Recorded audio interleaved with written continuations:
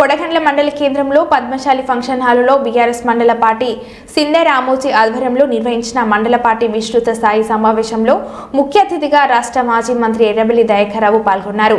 ఈ సందర్భంగా మాజీ మంత్రి మాట్లాడుతూ ప్రతి ఒక్క కార్యకర్త ధైర్యంగా ముందుకు వెళ్లాలని, రానున్న స్థానిక ఎన్నికల్లో మనదే విజయమని ఎవరు భయపడకండి, మీకు ఏ కష్టం వచ్చినా నేనున్నానని అన్నారు.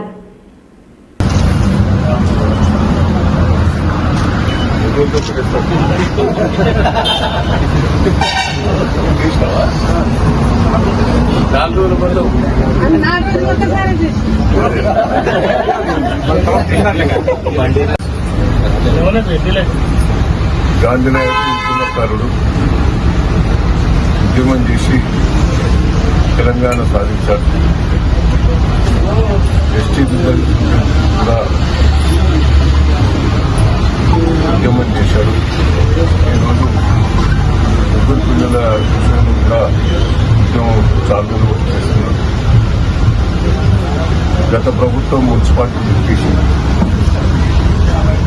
ఆల్రెడీ చట్టం కూడా తీసుకునే ప్రయత్నం చేశాం. లోకల్ బాడీ ఎన్నికలలో ఈ లోపల ఎన్నికల ముందే గవర్నమెంట్ పట్టింది. అందుకనే ఈ గవర్నమెంట్ వచ్చింది రేవంత్ రెడ్డి గారిని ప్రభుత్వాన్ని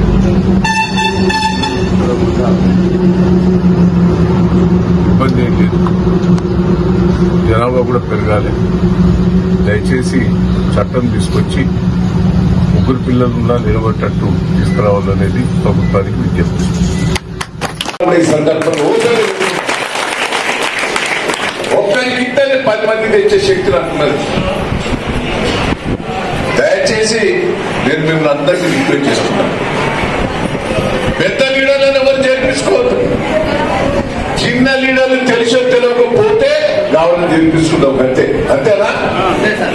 లోకల్ మనకు చిన్న లీడర్లు ఎవరన్నా పోయేది వాళ్ళని చేర్పించుకోవడం, పెద్ద లీడర్లు వస్తారని చెప్పొస్తాను. నాకు పెద్ద లీడర్లు ఎవరు తీసుకున్నా ముచ్చటే లేదు.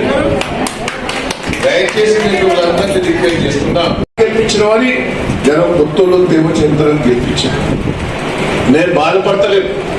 ఒకసారి దిగుతానే మన విలువ తెలుస్తుంది, అప్పుడు మంచి చెడు తెలుస్తుంది. ఇప్పుడు కేసీఆర్ అయ్యో పాపం అని అంటారా? అంటలేదా? రేవంత్ రెడ్డిని అయ్యో పాపం కూడా అని అంటాడా?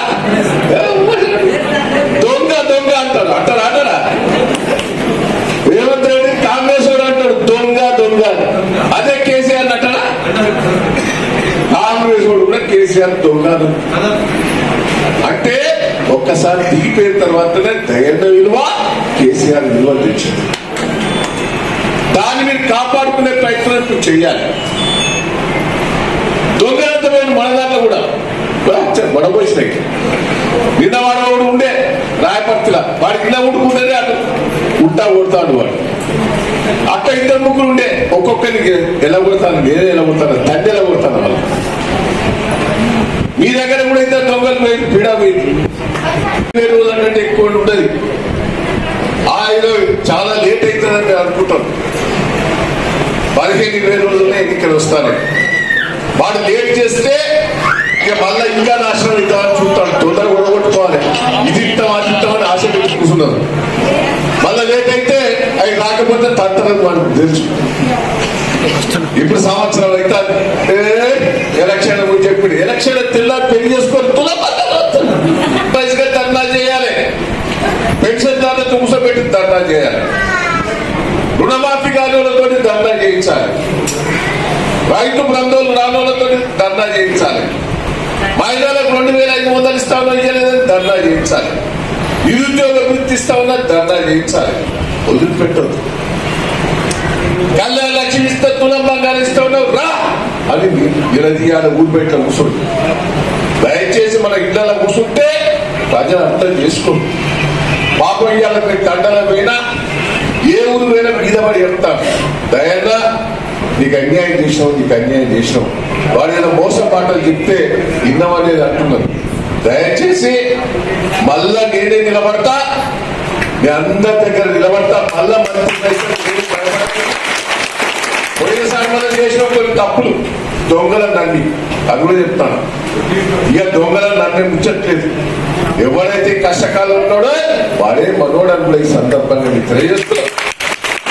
కార్యక్రమం చేసిన మీ అందరికీ మండల నాయకులకు